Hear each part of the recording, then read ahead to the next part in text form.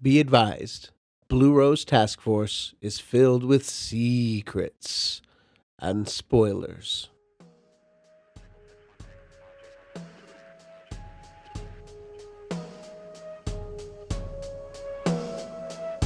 And it's a mystery. It's a mystery.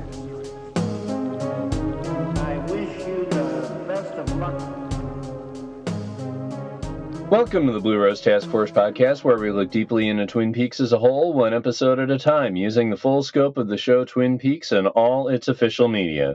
We don't use the word canon, but we consider all official releases important because Lynch and Frost have approved their presence, and we welcome all input into the collective consciousness that is the Twin Peaks community and wider universe.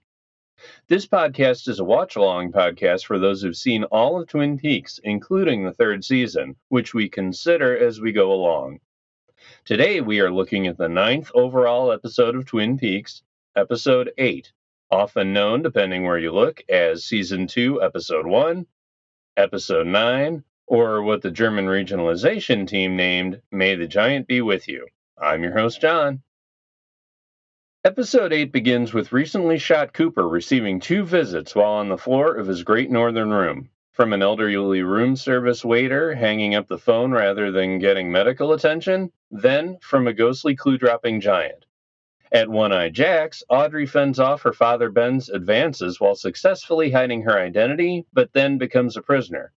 Jerry gives Blackie a hit, and Cooper waxes philosophical before the lawmen get him to the hospital, where Shelley, Nadine, Pete, Jacoby, and Ronette are being tended to. Leland reveals his hair's turned white, sings and dances all over, and makes Hayward's Supper Club really awkward. Maddy has a vision of blood on the carpet. Donna goes full sex bomb and takes Laura's Meals on Wheels route. Leo's shooting is investigated. Cooper and the lawmen recap what they know.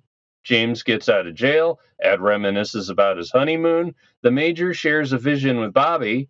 And after Cooper gets a second visit from the giant, we zoom down the hallway of the hospital to witness Ronette actively fighting her memory of Bob killing Laura in the train car, which no amount of Gersten playing the piano over the credits can make you forget. So, episode came back swinging really, really ambitiously. And it came back double-sized, and there are a lot of questions that you can kind of look into based on watching Twin Peaks all the way through season 3 and, reading all the books and everything. They have a lot in here. And most of them are related to one of my previously favorite questions, the signs of multiple frequencies. I'm going to have to subdivide that a lot. Same thing with the presence of Laura Palmer. So the questions that I am going to look at in this episode are, how does the giant contribute to our understanding of Twin Peaks reality? How does the Major's vision contribute to that understanding? What is the effect when there's music in the air? How does the town of Twin Peaks respond to the fire? And what is Laura Palmer's presence here? And why shouldn't you wear her stuff? So before we start digging into the scenes within this episode, we are going to start by looking at how this episode was made back in 1990.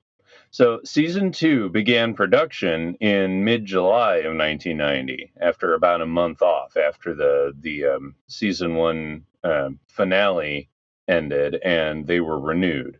So, they thought about it a little bit, and they started planning, but it's hard to plan a full 22 episodes, especially when you were used to having a little bit of privacy on your operation. Now, everybody in the universe wants to know who killed Laura Palmer. And there's network pressure. There's all this stuff going on. And season 2 began basically with a whirlwind of production. Now, I know that Lynch was off doing promotion for Wild at Heart, which was going to debut to most of the world in the beginning of September. So he wasn't he wasn't like physically around all the time. But this is when he directed episodes 9 and 10. Or, I mean, 8 and 9. Oh my gosh, now I'm doing it. Um, episode 8 that we're doing now, the double-sized season 2 introduction, and then the next episode. So, he was around there. And he and Lynch, I mean, he and Frost also planned out about the first 9 episodes of the season. And you know that because when episode 16 was being, or when Lynch told Ray Wise about the about how Leland was the killer and this is how the storyline was going to end, Lynch was talking about story beats at the end of episode 16, which was known as Arbitrary Law. So he knew all about that episode that only Frost wrote, and that a lot of people are wondering about Lynch's inclusion. So Lynch was pretty cognizant about this whole arc, and we'll see this happen a lot in this Twin Peaks season 2, where the writers basically only plan out about 7 to 9 episodes at a time. So it kind of divides the planning of the season into 3 chunks.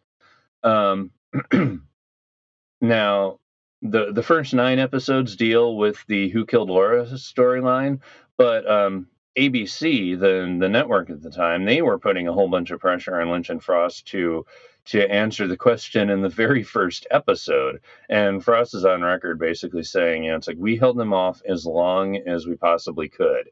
And it'll end up timing out so that November sweeps is when the announcement gets put in. In in Reflections, An Oral History of Twin Peaks by Brad Dukes, Ken Shearer, the COO of Lynch Frost Productions, he said, from a corporate perspective, ABC didn't own it, and they had no stake in it. And they're talking about Twin Peaks. The show was a big family. Mark and David owned it, which is why I always felt ABC was kind of not committed to the show. It did nothing for their bottom line except draw ratings and advertisements. And I mean, as I've been saying through season 1, I mean, the ratings were pretty middling at the time. They weren't exactly terrible, but they were looking at those kind of bad numbers. And the advertisements were only going to be what they were going to be based on the ratings, not by public buzz. It's like you gotta tune your eyeballs onto the set for it to be able to survive.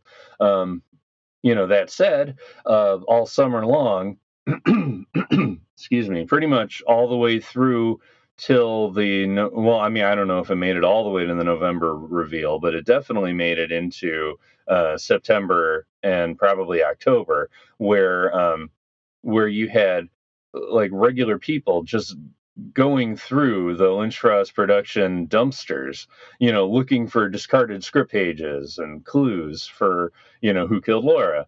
And, that provided a lot of secrecy on set. Everybody had a numbered and lettered script with this particular code. That way, like if something, if security, if there was a security breach in the storyline, then we would know who was kind of careless with their script, that kind of thing.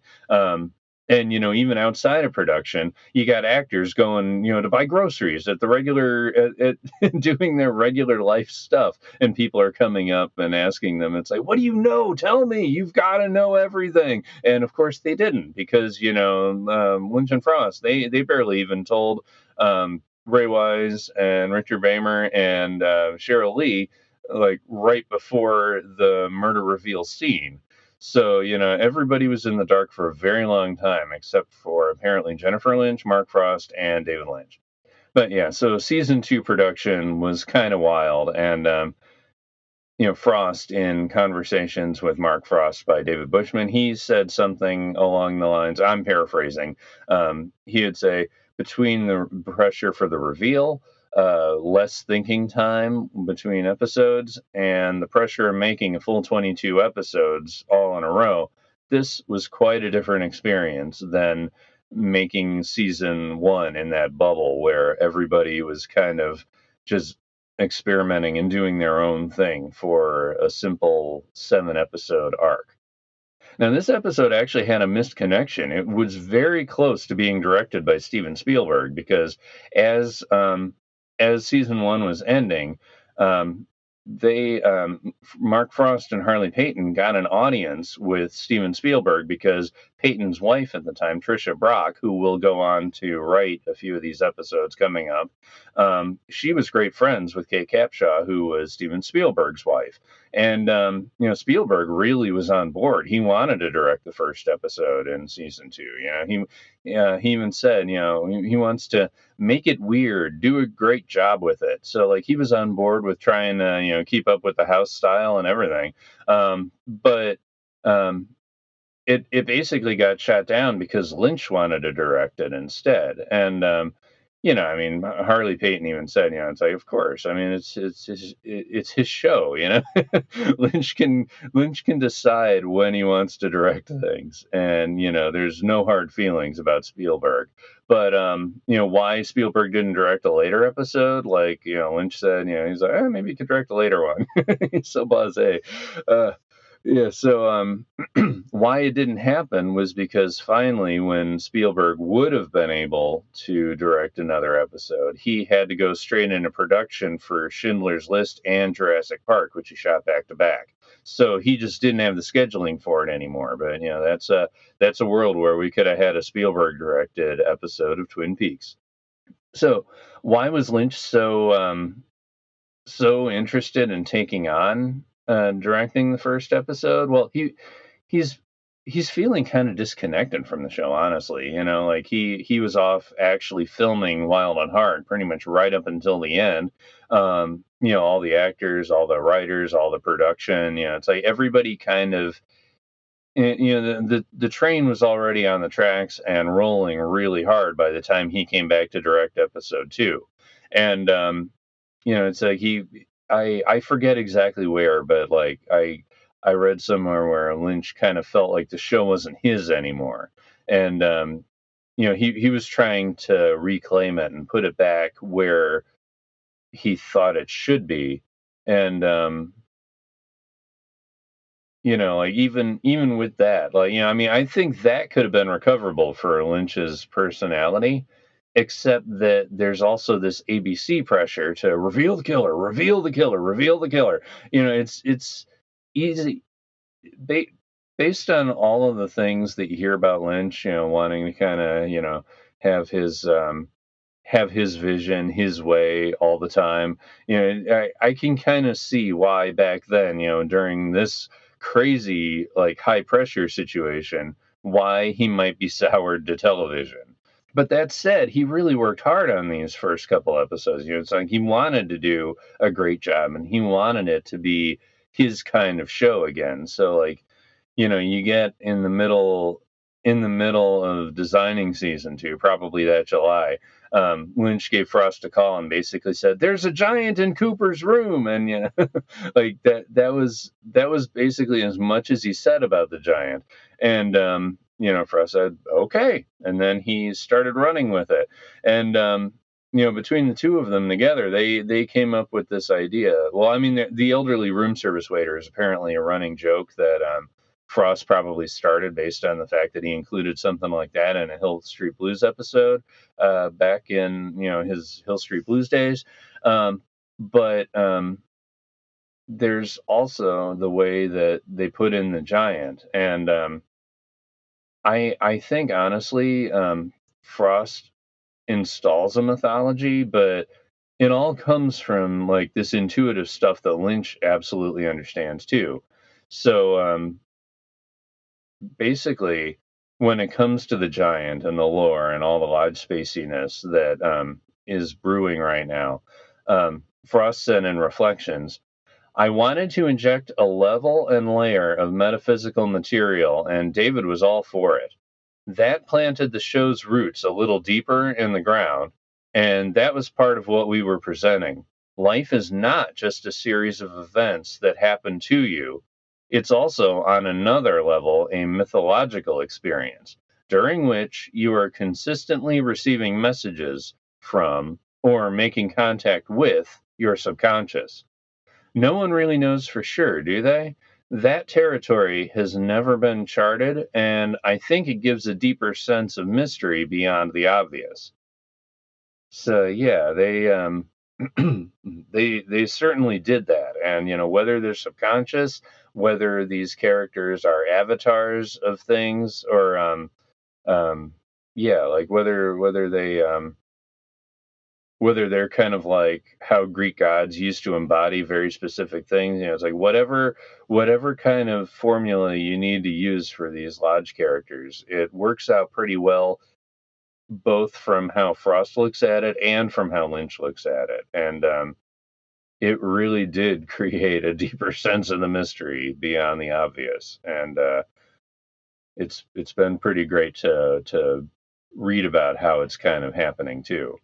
Now, as far as how that pace was introduced into the show, um, it's like you've got ABC. They want things more conventional. You've got viewers who are like, "Oh my God, solve it! What's going to happen?" It's like this energy is so high on both sides, and then you get this opening scene with the waiter going slower as possible, and then the giant, he speaks as slowly as possible, and it's I basically see this as Lynch saying, "Slow down," like he doesn't, what's the quote? Who gives a fucking shit how long a scene is? Is that what he said on camera once? Like I think he's intentionally trying to slow things down to say it to the network. It's like, slow it down. He's talking to the season 1 finale where he said, "Oh, a lot of things happened in Twin Peaks that night." Um, it's like if you look far enough up, it's like keep looking, Sonny is going to do it again with that glass box scene in season 3. That very first episode. In the real world scenes. Well, I mean, there's the going up the hill to Jacoby's place and dropping off the boxes and like not even knowing that there's shovels in them. And then, we see the glass box scene, and then we see Sam going up to it and replacing every single SD card. It's like Lynch loves to slow things down and get our energy a little bit calmer. It's like, okay, yeah, you've been waiting a while for Twin Peaks. Here's your new shows, and we are going to sit back and get things delivered when we get them. Um, it's almost like you know how he has those sound frequencies underneath scenes with the giant, or the humming in the Great Northern, or like any of those the slowed down train car cues that are all over this soundtrack that are really unnerving. I almost feel like those don't work the way Lynch needs them to unless everybody is slowed down, including the audience. It's like the dream can't breathe until it's at its prescribed frequency. Anyway, that's enough about the production. We've got it debuting on ABC on September 30th, 1990. It's a Sunday night. It it debuted as a Sunday night movie event, just like the pilot did back in April. And it's surrounded by all this attention. I mean, Wild at Heart was even coming out right then. The movie plus Nicolas Cage. It was on Entertainment Tonight as a story. Like within 10 days earlier than this premiere. The women of Twin Peaks were on the cover of Rolling Stone. Lynch was on the cover of Time. They went to the Emmys, and sure, they lost a lot, but they were nominated for 14 categories, and then they won for Outstanding Editing, Single Camera Production, and Outstanding Costume Design. So, I mean, this show, like so many eyeballs paying attention to this. The night before, September 29th, Kyle MacLachlan hosted Saturday Night Live. And, there's a scene in episode 8 where it's like, Sheriff, get your mind off Shelley. Mikey was asking from Cooper Duper podcast. And, I mean, he was just off the cuff on this one. He was like, was the Shelley the waitress comment about, Kyle MacLachlan's monologue.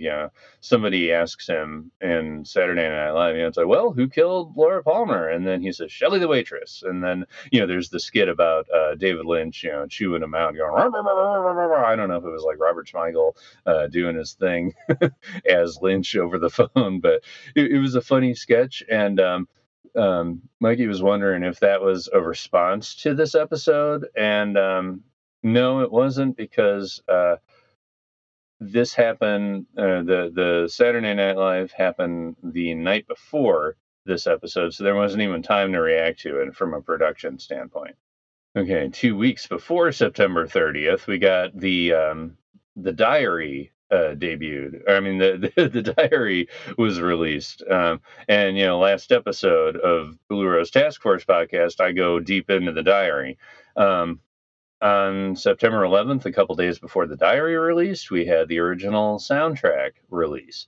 So everybody's buying that. How often does a TV soundtrack come out and start selling like crazy and getting on the radio? Not very often. A few days after this episode, the Diane audio tapes released, and I'll be doing an episode on that one. And on TV itself, a little while earlier, in August and September, season 1 was re-aired on TV, and that's how I saw it and got hooked on the show. And then there's even a special called Twin Peaks Cop Rock Behind the Scenes, and it's a little weird being packaged with the musical cop show called Cop Rock by Stephen Bochco, who was Mark Frost's mentor, and how he basically got into Hill Street Blues, etc. So from a Frostian point of view, I could see why they packaged these shows together. But why did ABC put these two shows together? Because I don't know. They were trying to get some buzz going for a new show and for the show that hopefully gets even bigger than it already is. But it's hosted by Alan Thicke, and there's no meat in this episode. And it's not the promised introductory episode that Mark Frost had been had touted throughout the summer. That's the way Twin Peaks Behind the Scenes by Mark Altman phrased it. That episode would have recapped the 7 episodes of season 1, and it would have aired the Saturday before the premiere. Except Peyton, also in Twin Peaks Behind the Scenes, he basically said it this way: ABC wanted to know if we could do it and if we would do it. Production reasons made it impossible. Thank God we didn't. It would have been a production nightmare, although we would have loved to have done it, because no one had ever done it before, and it would have been completely different.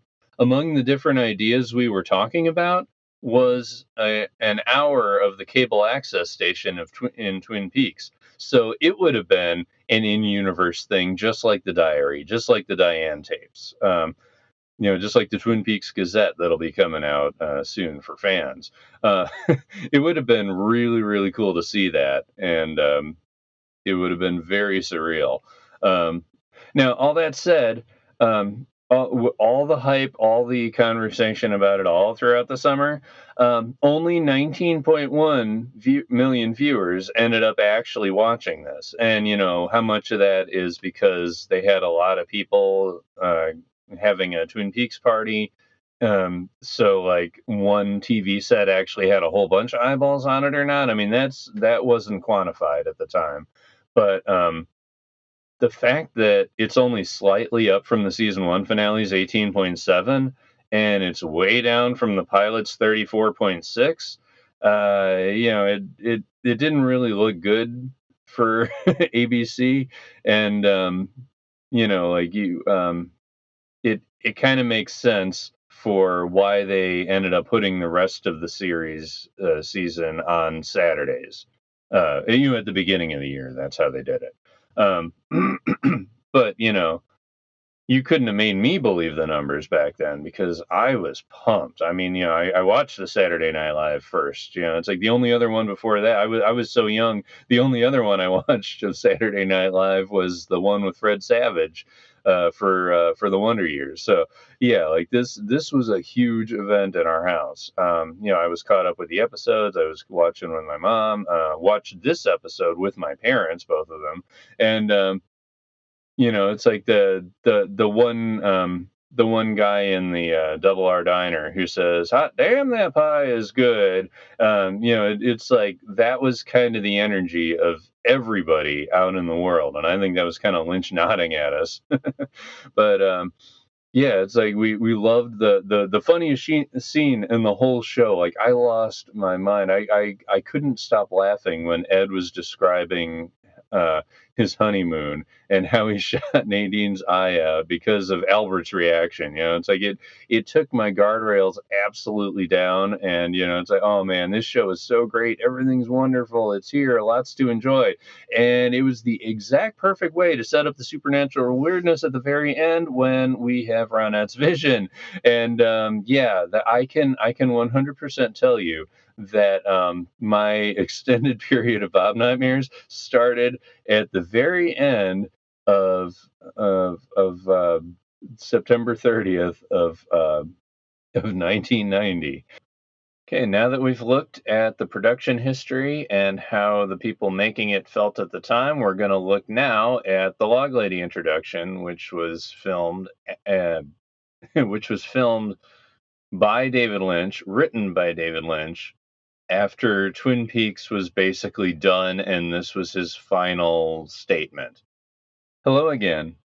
Can you see through a wall? Can you see through human skin?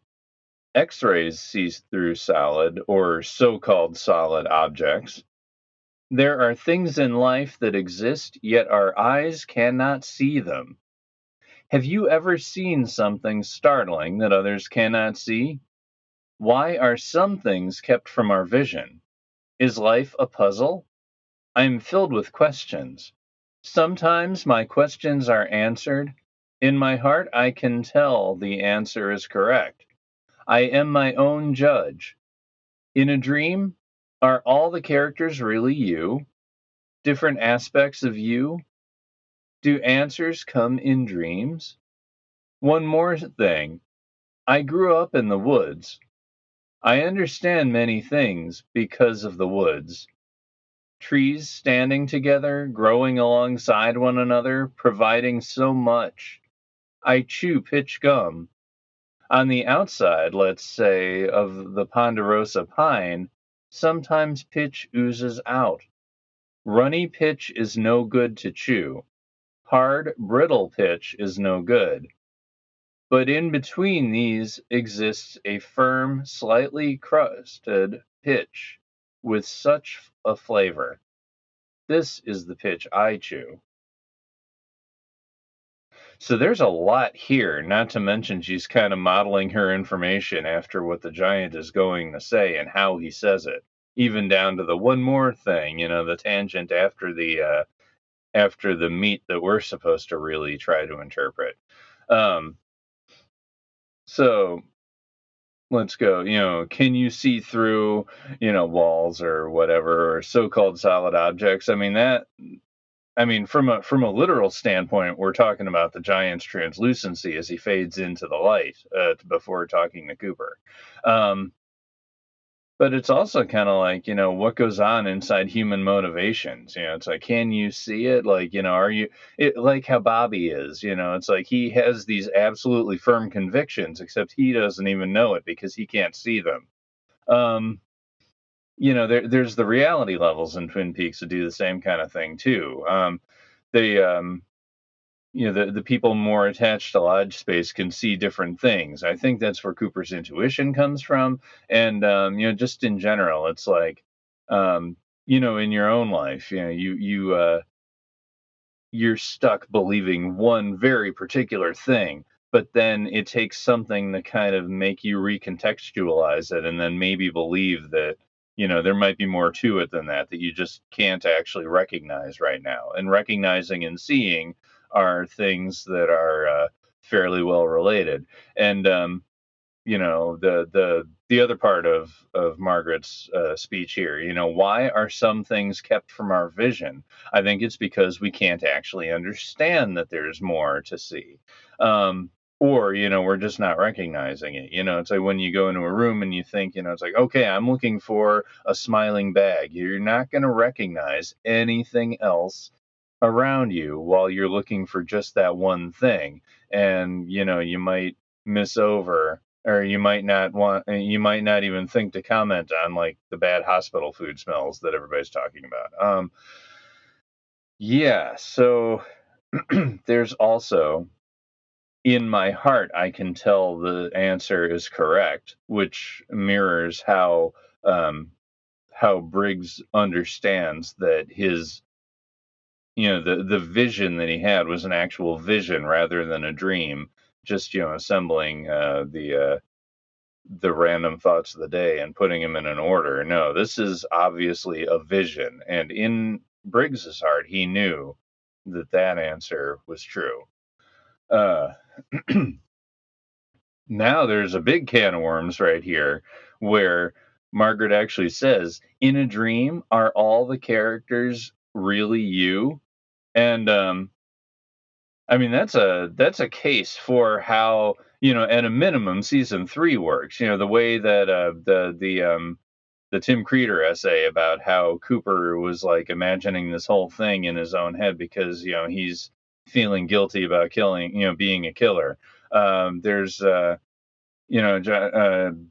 JB Minton's Skeleton Key to Twin Peaks is all about how season 3 is basically inside Cooper's head, and something like this right here makes me kind of feel like, it's like, oh, are all these people actually supposed to be um reflections or aspects of Dale Cooper? I mean, technically there's room for that, and there's a lot of room for that, but I mean, I'm going to be talking about that in relation to JC Hotchkiss's reincarnation in and the return later on.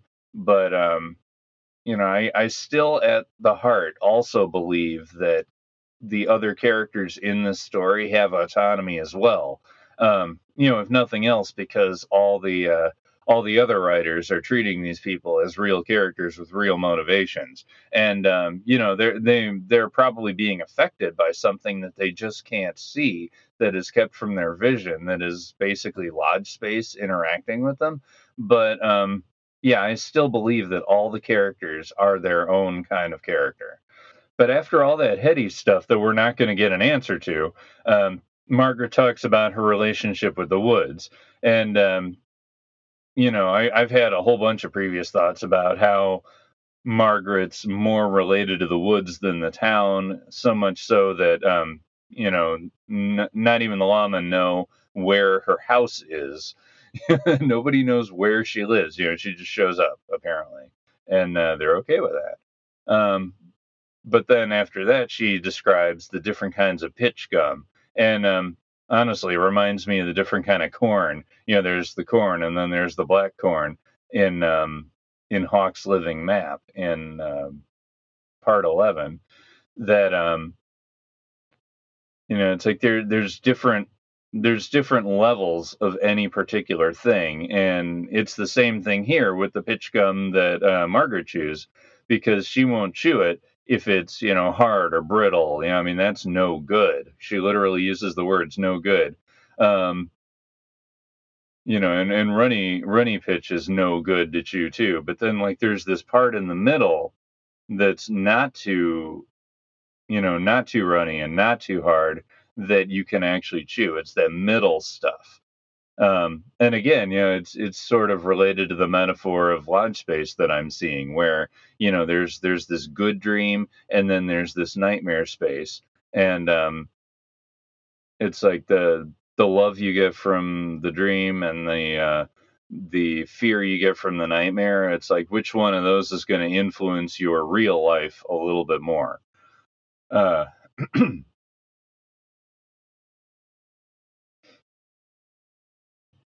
So in a way, I kind of feel like that the way Margaret is talking about food is sort of a code. And we're going to get a little bit more about food too in this episode. And before we start breaking down the episode, we're going to hear some words from our fellow podcast at the Rumination Radio Network. What's up, gang? This is Hoptimus. You've been listening to one of the great new podcasts from Ruminations Radio Network. If you want some more tasty sound vibes, come check out my new podcast, The Retro Futurist Culture, where we talk about alternate timelines, cyberpunk, anime, and other crazy worlds. If that does not strike your fancy, we have plenty of other great shows at ruminationsradionetwork.com. All right, welcome back. We are now at the part where we're going to break down episode 8 in its thematic chunks. We have heard from David Lynch's final words. We've heard, final words as of 1993, and we have heard about the production history, and now we're going to start breaking it down in a theory-style way. And the first major question that this episode has me ask is, how does the giant contribute to our understanding of Twin Peaks reality? Now, I know Agent Cooper being shot was supposed to be a riff on Who Shot JR, the early 80s cliffhanger at the end of one of Dallas's early seasons. Everybody was still talking about Who Shot JR as one of those moments. And, of course, Twin Peaks is going to take a shot at one of those moments. So, I was never worried about Cooper making it, just the how and the when, just like JR, because he didn't die in that shooting either. He recovered right away. That's just, the convention of the time. That's what's expected, and that's what's going to happen. In the case of Cooper's being shot, I was on the journey. I wasn't a crime solver.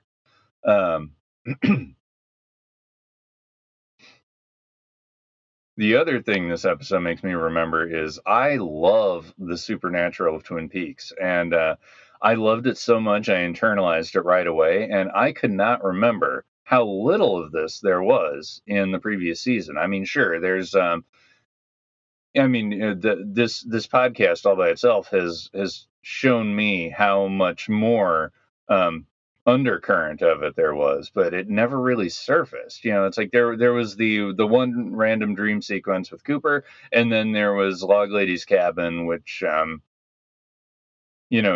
you could kind of tell that it was supernatural, but not really how exactly.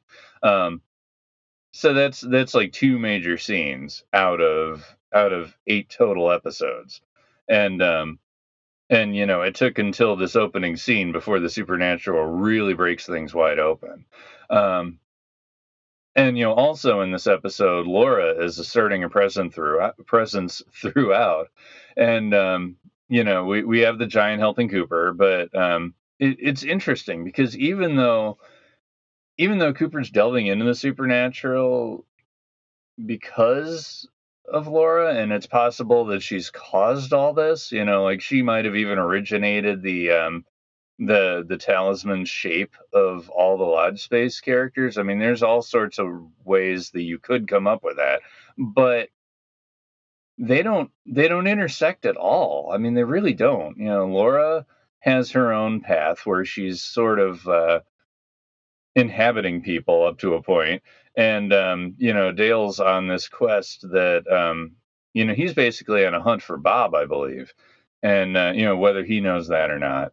And then Laura is just kind of existing in the ether, basically, practically begging people to notice her, and yet they don't intersect at all here. It's possibly the way that Bob is connecting both Laura and Cooper at the end, but Cooper's not even seeing Ronette's nightmare vision, memory, whatever you want to call that. In this episode, really in the whole series, Cooper never speaks to Maddy. And he never really talks to the Palmers anymore either. After the Bob sketch happened, it just becomes a manhunt, and there's no need to investigate the victim's immediate family ever again, which, wow. You missed it, Cooper. Anyway, we've got the giant arriving at the Great Northern. So, Great Northern, Gerard's spirit, Mike, is going to call it, a place where people reside, or many rooms made of wood. Um, it it's an in-between space. People reside there when they're not in their homes. Um, there's a whole bunch of liminal locations. As Gazella Fleischer, she wrote something for 25YL called A Journey to the Underworld of Twin Peaks. And she says it like this: The underworld of Twin Peaks is a metaphysical sphere that is accessible through many different paths and portals.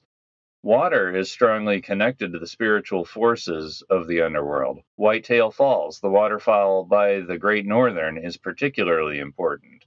And that's absolutely true. I mean, we'll hear hums in the Great Northern connected to this waterfall force. And that's where Meriwether Lewis walked into lodge spaces through that waterfall back in Secret History of Twin Peaks. There are many, many, many things to say that that the barrier is thin in the Great Northern and that it's sort of portal-like. Now, Cooper's room number 315 in particular, I mean, we've got M over at Sparkwood and 21 talking about how this number 315 is divisible by 3 in multiple ways, and Lynch is highly into the numerology. One of the ways it's divisible by 3 is just by dividing it in half, and then you've got, into 3. 315 is 105 times 3, and 105 is a 6. So you've got a 6, a 6, and a 6 that can make up 315. And I know I mentioned that thing from Reflections, An Oral History of Twin Peaks by Brad Dukes, where Phil Siegel basically talks about Lynch driving around an hour and a half because he saw a 666 on a license plate and he needed to zero out the karma or balance out the karma before he came to work. So, yeah, he's serious about this stuff. And I would not be shocked if 315 is supposed to be symbolizing Dale Cooper's state through this. So as far as the time of this opening scene, it's 4:30 is about when he was shot, when Cooper was shot. Andy kept asking, Agent Cooper, to how many times did Andy actually say that? Because if you look at when Andy, Hawk, and Harry actually, busted in the door with guns drawn and everything, the sun was up then. So, I mean, at a minimum, that's an hour later. It's probably even closer to like 6 or 6:30, depending on when the sun actually does rise, or around, March of 1989. Part of me wonders if Andy kept talking into the phone, waiting for a sound before he could take action. And then, like maybe Harry came in, it's like, what's going on, Andy? And then he's like, oh, we got to get over there. Yeah. So I don't know. Was Andy waiting for confirmation? Who could say? And, strange thing about Andy, he's on repeat a lot here. It's like he talks Agent Cooper over and over again. And then later on, it'll be, it'll be, you know who this is? Do you know who this is? It's Agent Rosenflower. It's like he seems to be stuck in his words fairly regularly, and that tends to mean an importance of a way. In this scene, Cooper asks for a doctor twice of the elderly room service waiter, and then confirms a third time after the waiter hangs up a phone. It's like, did you call for medical attention? And it's like when something comes up 3 times, it's most important. And later on in season 3, I kind of wonder if you're getting the love frequency, the fear frequency, and the physical frequency all at once. If you're saying something 3 times, you're almost addressing those 3 realities or the ways of thinking. Here, I don't know if it's more just, Lynch likes 3s, like, he feels good about them, and like maybe he's doing it intuitively already.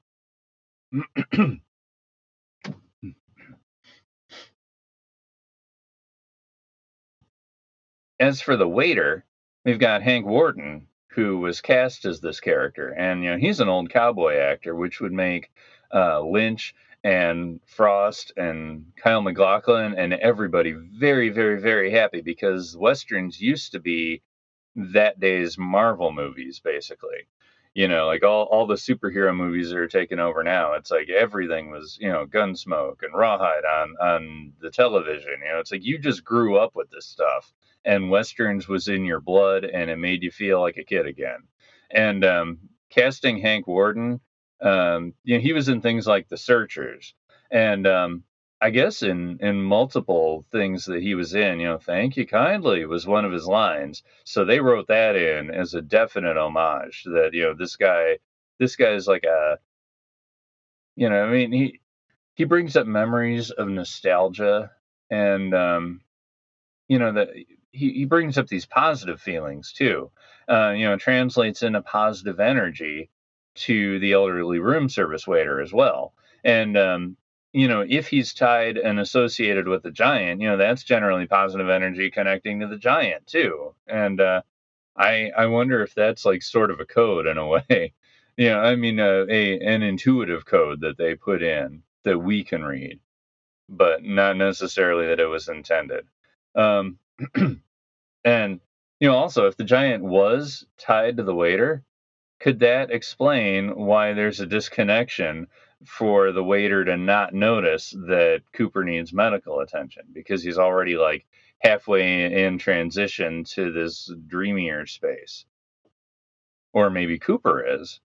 It's like we get Cooper looking for medical attention, and the waiter's concerned about the phone not on its receiver. It feels like the disconnection between Sarah, do you miss your mother, and Maddy later on, where Maddy doesn't answer that. She just says, I had a strange dream. There's these different frequencies of understanding where people can't directly respond to each other. And I know, oh man, I just heard this on a podcast where misunderstanding is like the foundation of communication, according to David Lynch, or like that's like the default setting for communication. It's like nobody can understand what's going on inside you. Like you are the only person who truly understands everything about you. And you could read it at one level, but then the Lodge Space characters kind of embody things like the Greek myths used to, like each character in the pantheon kind of takes on an aspect of us, like how we think and feel. And I kind of wonder if Lodge Space is sort of like that. But anyway, regardless of whether whether the waiter's a, talisman of something or not, Cooper finally decides, you know what, I'm just going to get on his wavelength, and he's going to ask about gratuity. He's going to do this. They begin speaking the same understood language, and then the waiter isn't so confused. It's like the phone, I hung it up. Now he's like, oh, okay, yeah, gratuity's included. And it makes me wonder, honestly, this gratuity thing, like, is it like in fairy lore? It's like, don't eat or drink anything when you're in the realm of fairy, or you'll be in their debt. Don't accept their hospitality, basically. And the woods are kind of like that in this world. It's like all the Shakespeare connections. There's a whole bunch of like fairy realm sort of vibes to how Lodge Space is seen in the early seasons. And here we have Cooper accepting the waiter's hospitality, and then with the then we have repetitions. The waiter walks out and he's like, I've heard about you, and then he comes back in for a thumbs up. And then he leaves, and then he comes back in and does another I've heard about you and a thumbs up. And Cooper responds first with a smile, then with a thumbs up, and then the third time the waiter comes in, Cooper points with an index finger, and the waiter winks. Then it's like it's almost like he's turning off half of his vision for a half a second while he winks. It's like, but But all of this, coming and going and coming and going, it reminds me a lot about the coffee cup in episode 29, where you get the runny coffee, then you get the medium, or then you get the coffee that can't move, and then you get the coffee that's like really sludgy. It's like there's this weird intuitive tuning that Lynch does, where like you kind of pick your frequency, and whichever the last one was is the one that you stick with. Um, like, does this transfer Cooper to the realm of the giant in a lot of ways? It's like, does this invoke the giant to arrive? And here we have the giant. It begins with a ringing, that like whatever frequency that is. It definitely signifies another frequency than where Cooper is. Ben and Beverly will hear it. There's kind of a Josie related hum that's heard in, I think it's episode 27. Then there's after that, like we in this whole time on top of the dresser there's a lamp that's continuously lit, but everything else goes dark after the hum, and then the giant like fades in a ghostly way with a spotlight. And yeah, so we're here. The dialogue starts, I will tell you three things. So, there's a preamble, it's like, I'm going to tell you something, you are going to look at me, and we are going to establish a connection here. Then the giant says, if I tell them to you and they come true, then will you believe me? So, one, Cooper must not believe him now. Correlation is not causation comes up to me as well. Like, where, like, if you see something, does that necessarily mean that it's true? I don't know. But it's like Twin Peaks. It's like we need a whole bunch of conjecture to finish putting together all the data that we get. And what it comes down to is belief. Belief is important, but it only comes with time and understanding, and it's not automatic. And the giant expects this of Cooper. It's like belief also kind of means that, like, once you're on the same wavelength as another, you're on a shared frequency. Then the giant says, think of me as a friend. It's like, should Cooper believe this? Or is this subterfuge? It's like we don't know a thing about this giant. It's like he's trying to put the groundwork down, but I mean, technically, this could be a like a trickster figure sort of thing too. It's like, I'm going to tell you how to think of me before you make up your mind about me. But then there's part 8 with the laurel orb coming out of his forehead and everything else, and that he finally does seem to be on the side of good. But up until part 8 and part 14, and like when he's doing his fireman related things, like, we don't know technically if this guy really is on the good side or if he just is kind of manipulating things.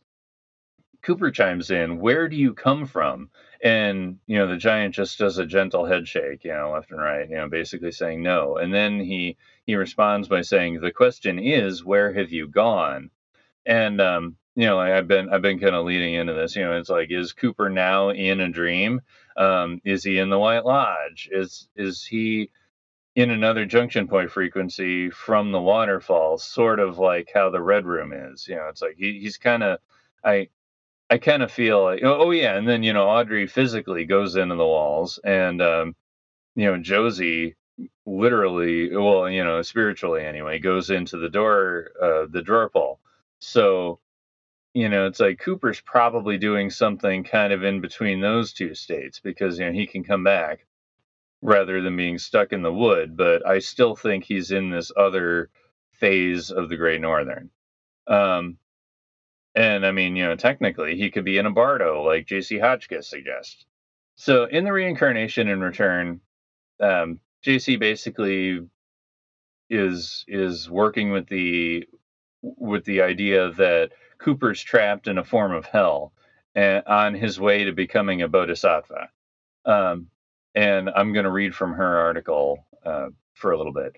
The Tibetan Book of the Dead, also known as the Great Liberation upon hearing in the intermediate state, is a guide for the dead during the state that intervenes death and the next rebirth. The first stage of Bardo comes at the very moment of death. Where do I think Cooper died? Cooper dies at the end of season 1 when Josie shoots him. He is visited by two beings, the giant and the waiter, which I know have been considered one and the same, but I think the giant just communicates through the waiter, or the waiter is indeed a lodge being. They both are trying to get him to see things in a certain way spiritually, but one more literally than the other. The giant tells him many things, while the waiter listens to Cooper's call for help, but ignores his request.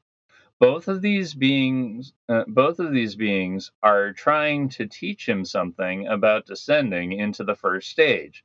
But Cooper, being Cooper, does not see what he needs to and is put into the second stage, secondary clear light. This level constantly repeats the instructions needed to be able to go on to the next level. The giant returning to Cooper and telling him it's happening again would be one example. In the return, only 2 Coopers are mentioned. The reason for the 3 Coopers is because there are 3 Coopers at this point. Good Cooper, the dead one, who is in the Red Room, pre-Mr. C. Cooper, who is also in the Red Room, and the Bodhisattva emanation of Cooper, still in the realm of Twin Peaks. So that's interesting because, technically speaking, this reading actually still matches well with mine because the having a Bodhisattva emanation of Cooper still in the realm of Twin Peaks kind of adds up to, Cooper actually being able to be, dead and or dying in the season 1 finale when he got shot. I still don't completely go with that, but I mean there's a whole highway for it. I mean, if I had to pick anywhere where Cooper really does separate and becomes an emanation or whatever, I would say that it would be in episode 29. And yeah, we'll get there, but there's a lot of things to chew on if you're so inclined to enjoy this kind of stuff. So now we have the giant's clues coming up. He says, the first thing I will tell you is, there's a man in a smiling bag. Cooper repeats, man in a smiling bag, in a very Cooper Dougie kind of way. Reinforce it by saying it aloud in a lot of ways. So again, it's repeated, but it's through characters. Then the giant says, second thing is, the owls are not what they seem. Third thing is, without chemicals, he points. So I know Mark Frost brought in the owls into the mythology. So like that line was actually written by Frost, which kind of tells me that this whole thing was like where he signed off on it rather than Lynch ad-libbing this whole thing.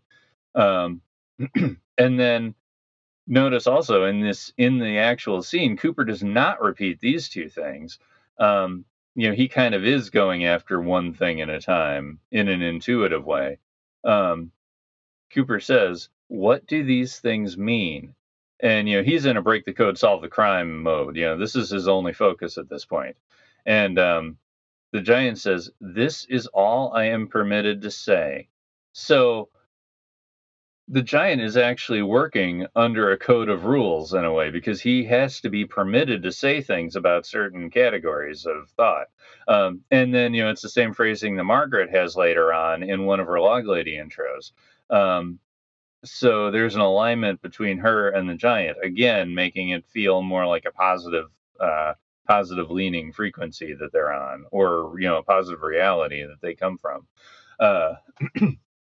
And we got the giant not allowed to explain the meaning of things, probably because that's a value judgment, and frequency selection seems to be on us. It's like it takes Nadine a while to decide how to, be on a positive frequency. It takes everybody time, but you have to do the work to dig yourself out of your shit to reach that decision.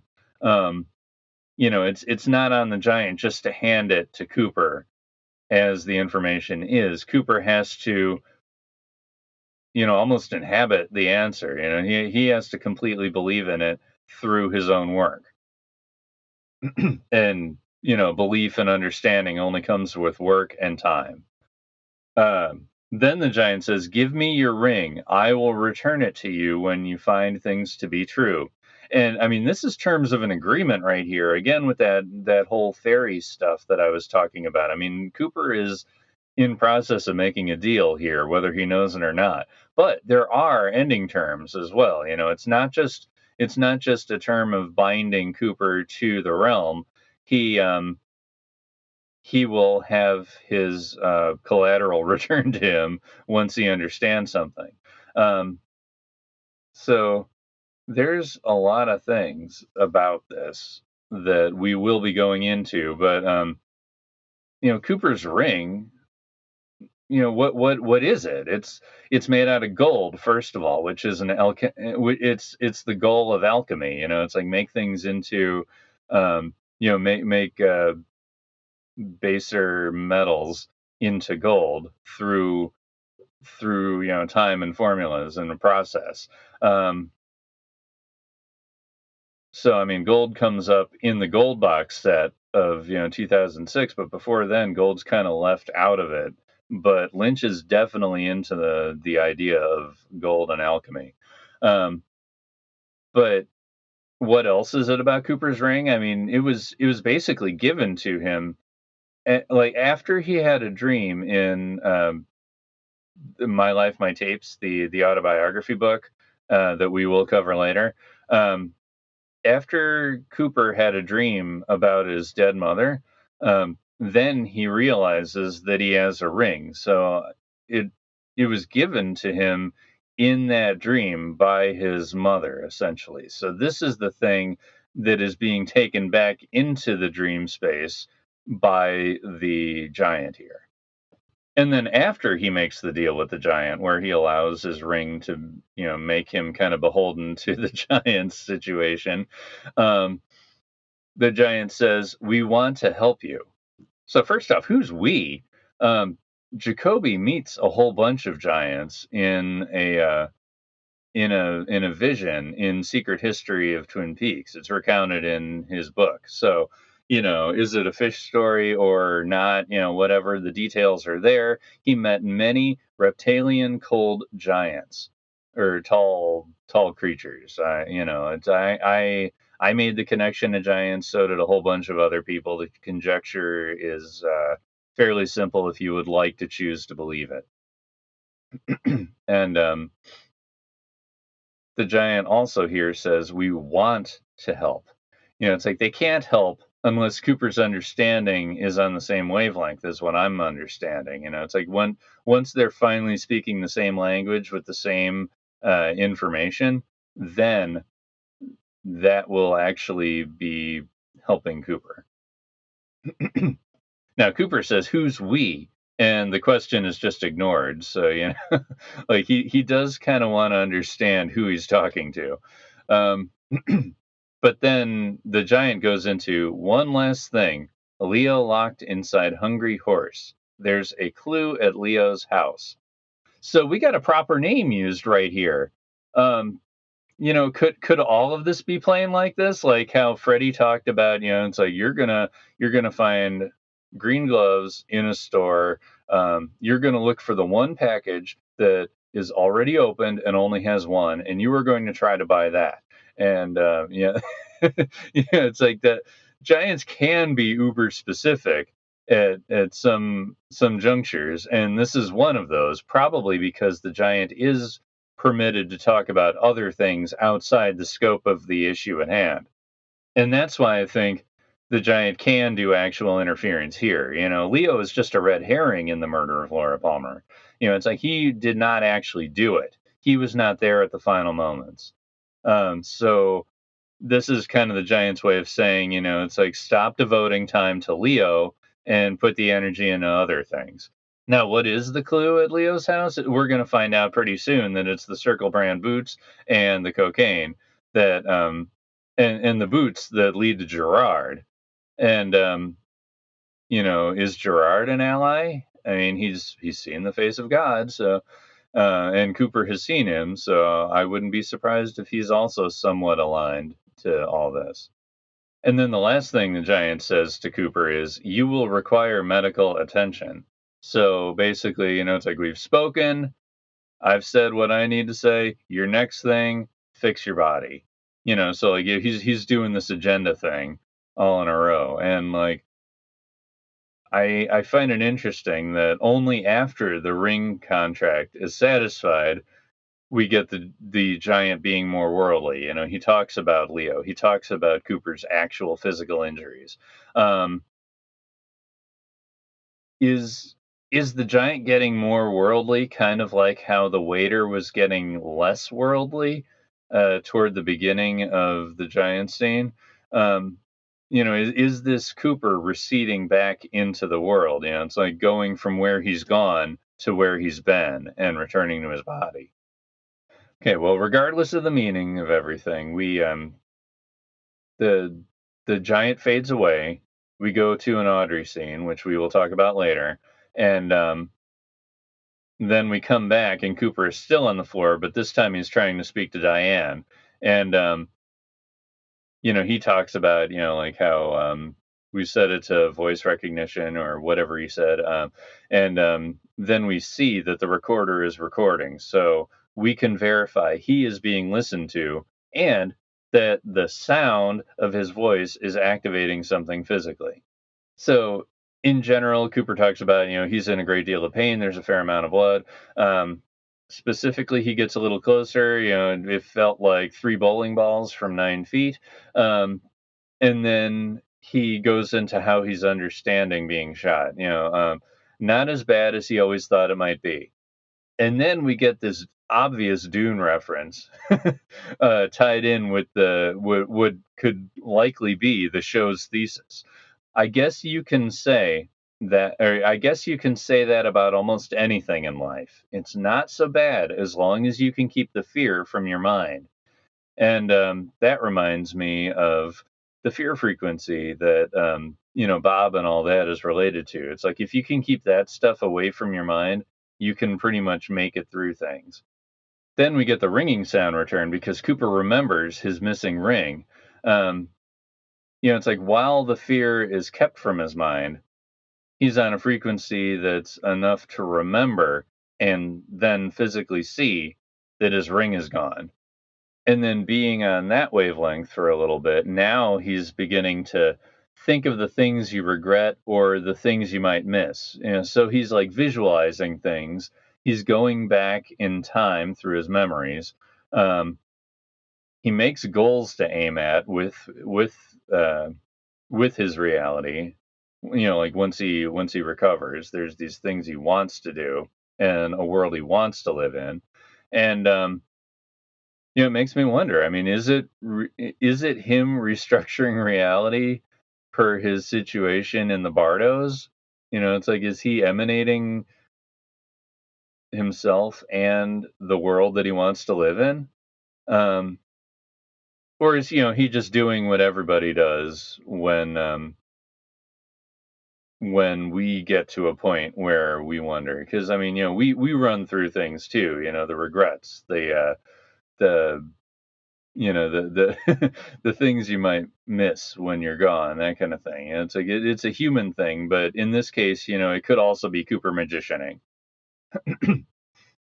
So after he gets done with that visualizing of the things that he would like to do, the world that he gets is the immediate rescue by Harry, Andy, and Hawk.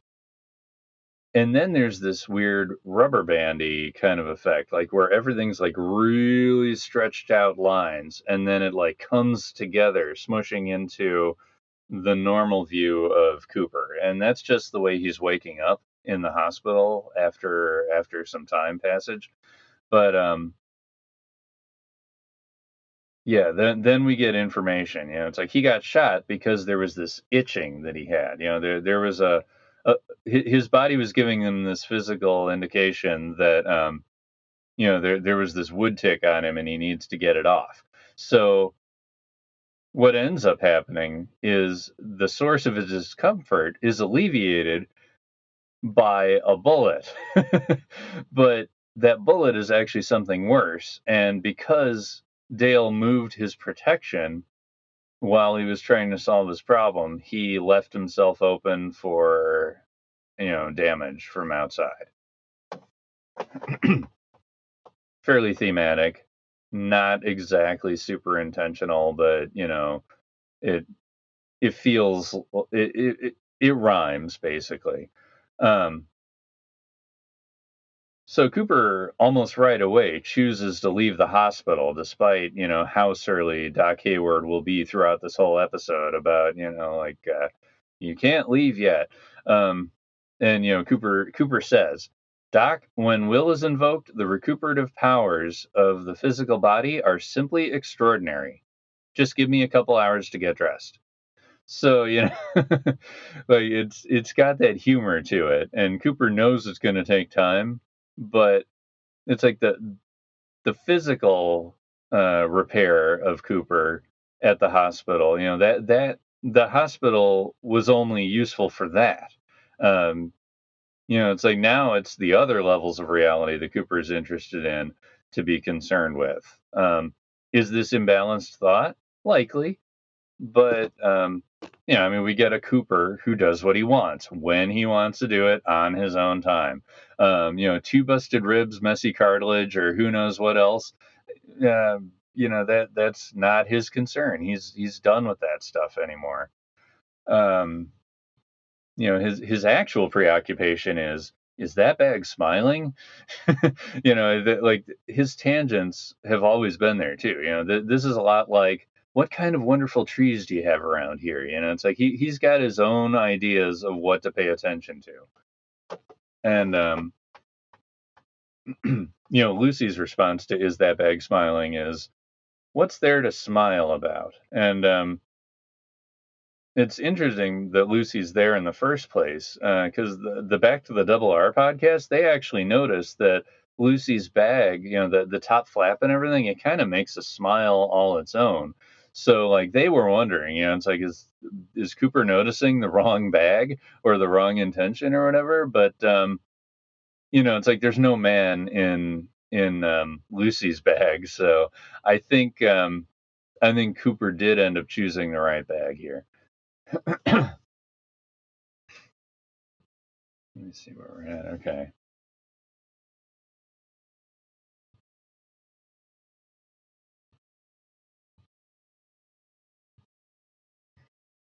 So next time we see Cooper, it's with it begins with a flash bulb, light, lighting up Leo's house.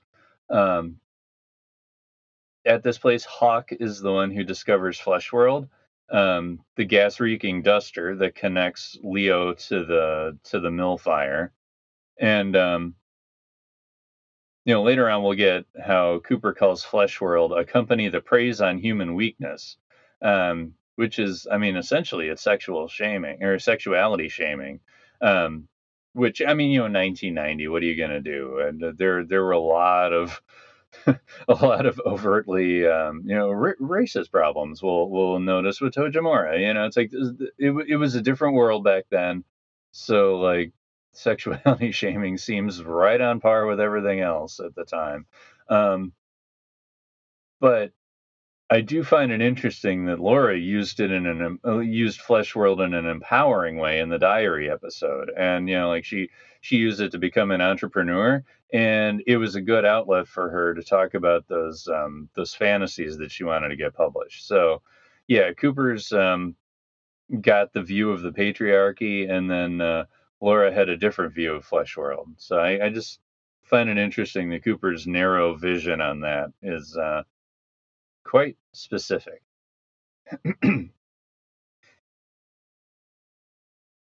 This scene is where Andy's on repeat. Harry, do you know who it is? And then, the third time he calls out, it's Agent Rosenflower. And like, he refuses to use the real name. Like he refuses to remember what Albert's real name is because he just can't respect him that much, I think. And, then we get Andy, like, hit in the face with a board that he like pops off into, from his foot straight to his face. And I note here that, like, every time Lynch directs Andy, as it is most fool, like, jester kind of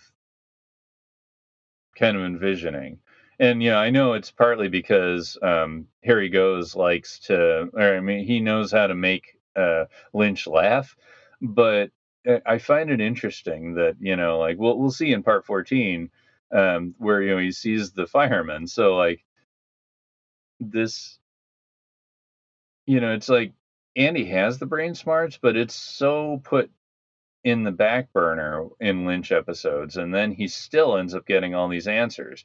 So what that tells me is, like, kindness and protectiveness is more at a premium to be on the good frequency than anything else.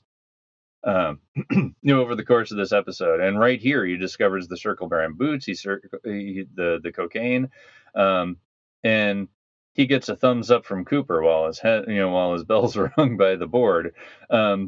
So, like, living in a simple-minded way reacts more to images like a thumbs up than words like, good job. And it reminds me of how the thumbs up was happening with the waiter. Yeah, it's like all these things rhyme fairly well. And, of course, Andy's got a head injury too. So, put that down on your checklist for who gets head injuries and what happens to them. Next time we see Cooper, it's back at the sheriff's station, and Albert's checking on Cooper's injuries. And, Albert didn't do it out of the kindness of his heart. He did it because Gordon ordered him to. And he describes the shooter as Josie's basic build, which Frost says he knew the whole time. He knew the conversations with Mark Frost by David Bushman. It's in there that he always knew that Josie was the shooter. And then Albert here then calls out the state of Cooper's suspects, like where, Jacques is dead, Leo's in a coma, like all the, like where, all your case is kind of falling apart, basically, is the vibe of it. And Cooper asks, where does this attitude of general unpleasantness come from?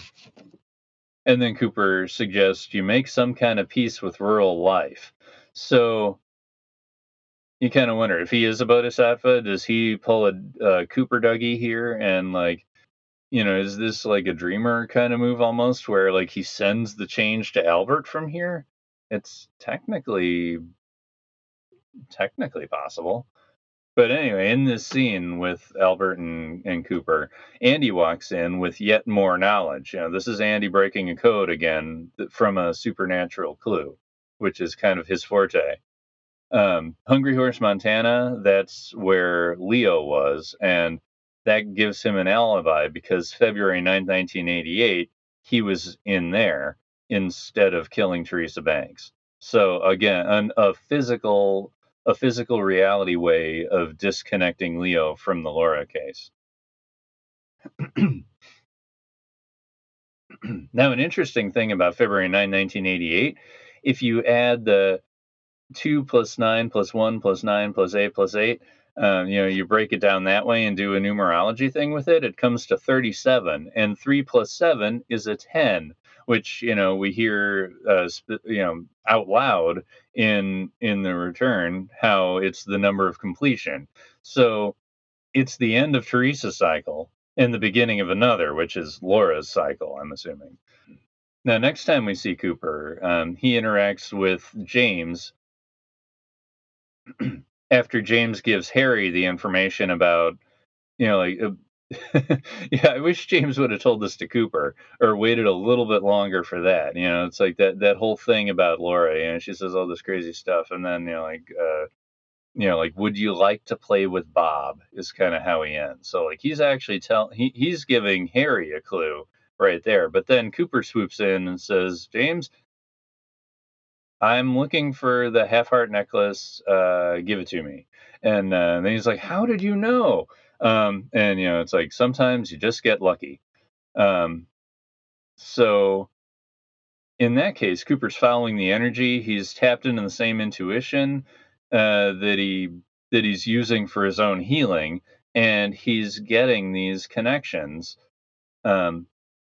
whether he intended to or not. He's getting more proof. And after he gets this heart necklace from James, he basically says, Jacoby, I didn't figure he had anything to do with this at all.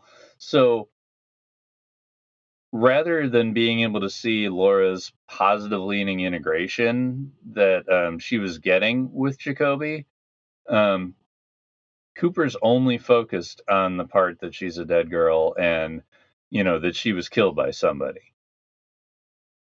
So yeah, like he's focusing on one of two Lauras, and we're going to get a little bit more of that in the next scene with when Harry and Cooper question Jacoby at the hospital. You've been listening to another fine podcast on the Rumination Radio Network. This is Game Agent ET from Oh God, It Hurts! And we hope you keep on listening to our fine podcasts here on ruminationsradionetwork.com. Another thing that seems a bit out of character for Cooper is in the next scene that he's in, where he and Harry are questioning Jacoby. And honestly, it's kind of rich coming out of Cooper's mouth. He says, I don't want any baloney magic tricks or psychological mumbo jumbo. I want you to tell us how you came into possession of this. And he holds up the half-heart necklace. Or I'm going to place you under arrest for obstruction of justice. Like we haven't seen Cooper this, what do you call it, worldly or whatever sounding since he was questioning Bobby and the pilot. And yet, even though he doesn't want any psychological mumbo jumbo or magic tricks, he holds the necklace right above Jacoby's throat for the whole line of questioning about Laura. Is it almost hypnotizing Jacoby or channeling something through him, like the truth? Does it invoke the truth? Is it an incantation or a ritual?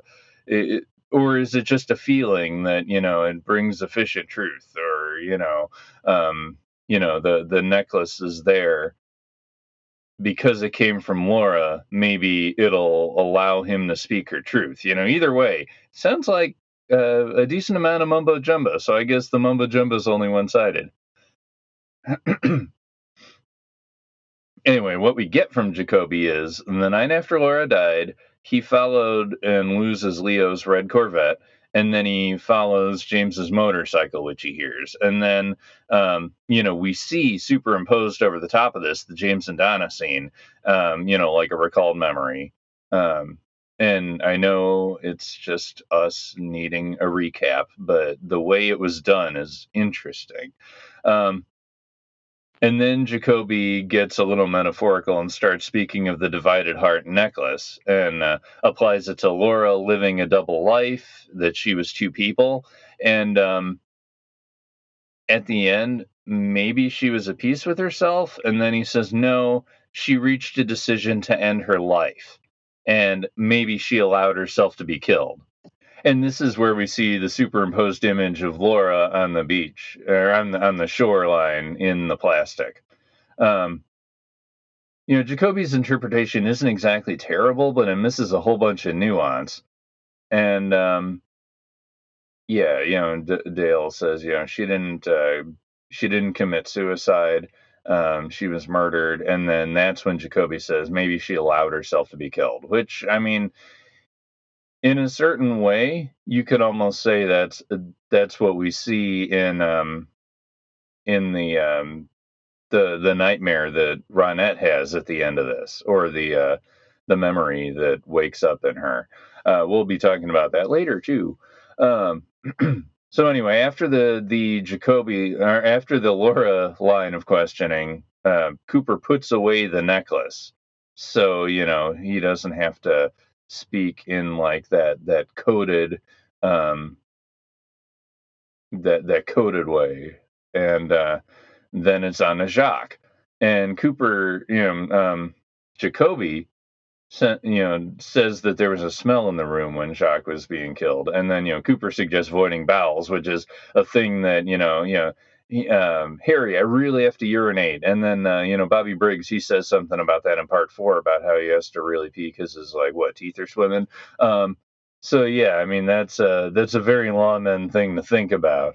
Excuse me, is bodily function. It's also sort of a funny way to put it, but then Jacoby puts out the language that I kind of stick with, the scorched engine oil, and that reminds me of Maddy in episode 14. Is something burning? And it just basically implies the Bob was present, or at least Lodge Space was present, but probably and in the jar in episode 29 that Margaret brings that Ronette sniffs and gets really scared of. That to me also seems to be like scorched engine oil sort of vibe. So I think that even if Bob wasn't present, there was some kind of lodge presence there when Leland was killing Jacques. So probably Bob. So after Coop and Harry talk with Big Ed, and after we see the Bobby and the Major scene, which we'll talk about next, Cooper says, Harry, we're going to lay the whole thing out. He doesn't need the rocks and bottles stuff. He says chalk, blackboard is all that's necessary, and that the jelly donuts go without saying.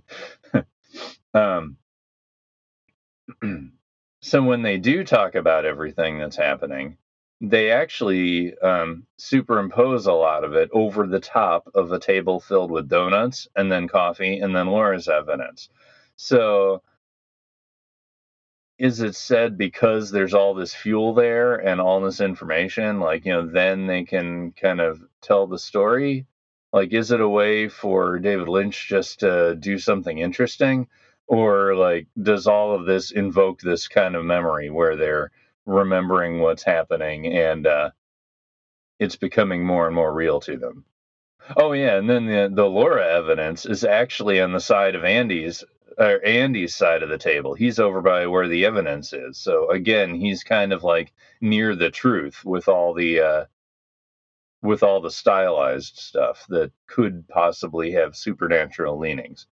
So what we get is Laura went with James, ran into the woods in Sparkwood and 21, past Margaret's cabin, Laura went with James, ran into the woods at Sparkwood and 21, past Margaret's cabin, partied with Jacques, Leo, and Ronette. And this is where we see a red traffic light superimposed. Then Jacques gets knocked out, Leo leaves alone, and it's because the third man is there. And, the third man is a reference to old school film noir. I haven't actually seen it, but, that kind of stuff was huge in the writer's room with Frost and Engels and Peyton for sure, and probably a little bit Lynch too, although he only had a few that were his big touchstones. Excuse me. But anyway, we get the third man taking the girls to the train car, and then he made a mound. And right around this information is when we see it superimposed over the coffee pots. And, the coffee pots are superimposed over or under the image of Laura's fingers. They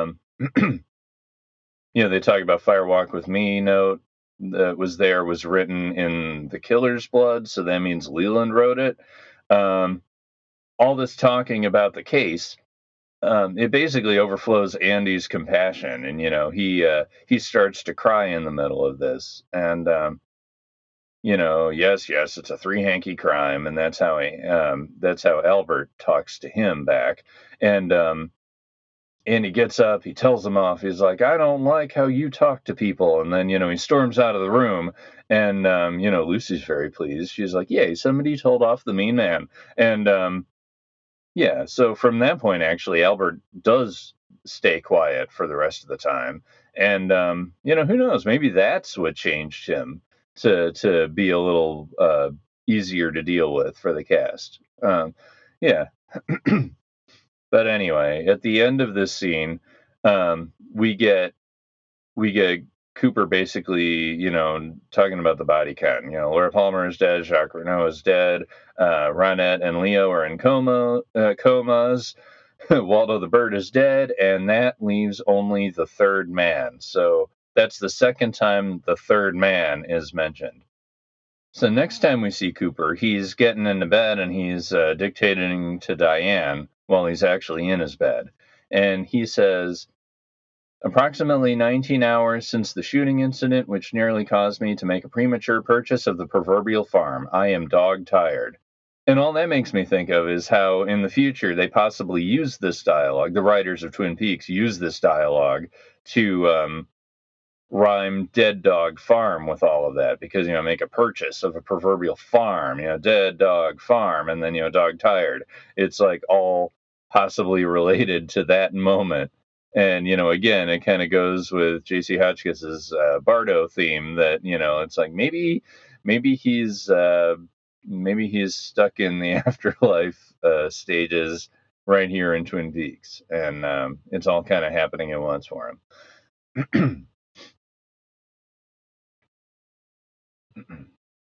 But then he goes on and says, a man can only go so long without submitting to a period of rest. And then a little bit later, sleep deprivation is a one-way ticket to temporary psychosis. And, he blames his lack of sleep on, or his lack of resting on seeing the giant. So is he denying it here? After he's been awake for even longer, like, is he so delusional that he's unsure that the giant wasn't just a dream? Laura in the diary, in the like when she was 12 and even some 13, she thought Bob was just a dream. She thought her time in the woods was just dreams. So, yeah, it's a similar frequency of understanding. It's like before you have enough information, you just kind of think maybe it has to be a dream because it can't possibly be too real. But anyway, after that, he turns off his recorder, and then he turns off his light. And then we see the giant return. Now, before the spotlight comes in, we see a close-up of Cooper covering his eyes with his arm. And, it's like, he's got like his elbow kind of above his nose. That's kind of how he's holding himself. And we see the giant in the dark waving his hand in front of Cooper. And, is he doing a thing where he's trying to get Cooper's attention in a non-audio kind of way? But anyway, he's like leaning forward as he's like, stepping backwards away from Cooper's bed, still looking for any sign that Cooper is paying attention. And, the giant is apparently really solid in the dark. Yet when the big spotlight kicks in so that they're requesting Cooper's audience officially, the giant rematerializes as if maybe he wasn't there, or maybe he's materializing into the light. So either maybe he's from one frequency to another, or it almost gives me like a stage play vibe. It's like you've got the crew there in the dark doing their stuff to make sure that the scene is set, and then when the light comes on, then the actor enters. So like is it kind of in that we'll see you at the curtain call kind of vibe, where like Lynch really was trying to make it sort of play like, or are there different giants, like Jacoby said in Secret History of Twin Peaks, it's like, we want to help you. There are many of them that Jacoby noticed when he went into whatever plane he went into. So was the first giant the setup guy, and then the second giant the speaker? I don't know. There's ways to like that. But anyway, Cooper notices the big giant spotlight all the way through like the sides of his arms or whatever, and he actually moves his arm and notices. And then the giant says, "Sorry to wake you." So we get an actual apology, and it's like, what? Why is he sorry? I mean, is it a change of his state of awareness? Like it's or just because Cooper really does want his rest and he understands that he needs his rest now. But anyway, Cooper wakes up and says, "I am not dreaming." So, like, why this declaration? Is he convinced of this kind of experience now? Like, does he know he's awake, or is this like a what do you call it? Is Cooper expressing that he understands the nuance that Major Briggs already expressed this episode between a dream and a vision? um, Anyway, from here we get the giant saying, "I forgot to tell you something." So it's memory related because if you forget, there's a memory that's worth remembering. So what did he forget? Um, Maybe we would have known, but Cooper interrupts and he says, "You were right about the smiling bag." And, Cooper doesn't ask what that something is that the giant forgot or respond directly to it at all. He responds to whatever he wanted to say. And the giant responds directly to him. He says, "The things I tell you will not be wrong." And then he holds up his hand, as if to say, "Stop." And it keeps Cooper from speaking. And then the giant says, "Better to listen than to talk." And Cooper's kind of acting like a child in here. It's like whatever he knows is all there is to know, and the intuition will solve everything else. It's kind of like not using the hospital for recovery. He thinks he has enough tools to make this happen all by himself. And he says, "I believe you," except rather than immediately listening. So he's getting there, but he's not quite there. And he will stop speaking for the rest of this.